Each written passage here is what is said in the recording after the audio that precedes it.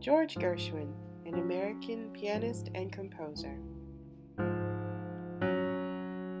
George Gershwin was born in Brooklyn, New York in 1898 to immigrant parents seeking safety from anti-Jewish attitudes in Russia. He was the second oldest of 4 kids, 2 brothers and 1 sister. Gershwin's thoughts as a child did not involve music whatsoever, but rather dogs and skating. He tried out many piano teachers, but one in particular helped him grow to love music even more.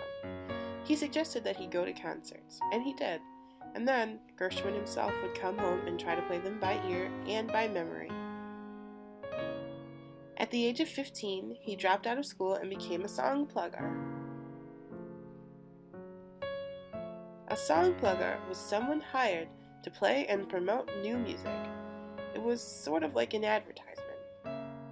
Gershwin's first song was published when he was 17, but he only got 50 cents for it. Not bad, I suppose.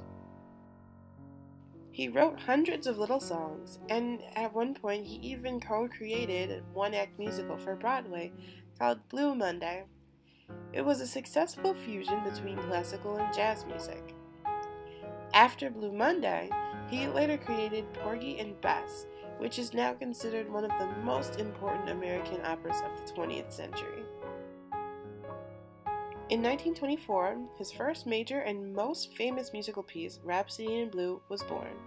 A few years after that, he took a trip to Paris, which inspired him to compose his piece, An American in Paris. Gershwin wanted to study with numerous composers in Paris, but received rejection letters. One of the ones that stuck out to him and influenced him to keep being a jazz musician was this letter from composer Maurice Ravel.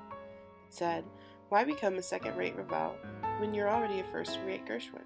Ravel was afraid that by Gershwin studying classical, he would lose his jazz touch. The two would both be great influences on each other. In his young adult life, he moved to Hollywood to write scores for films until he died in 1937 from a brain tumor. He was 38 years old. His music is still prominent in jazz culture today. His 3 preludes for piano are some of the most famous jazz pieces for the piano. He was also featured as an animated character in the 1999 production of Fantasia 2000, using his piece Rhapsody in Blue as a basis for the skit's creation.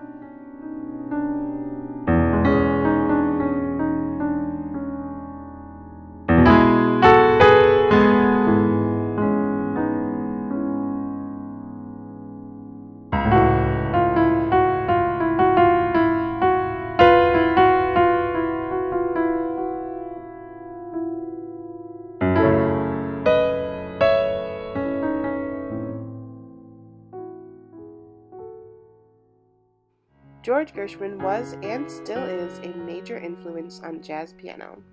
His music will always live on. He is definitely a jazz superhero.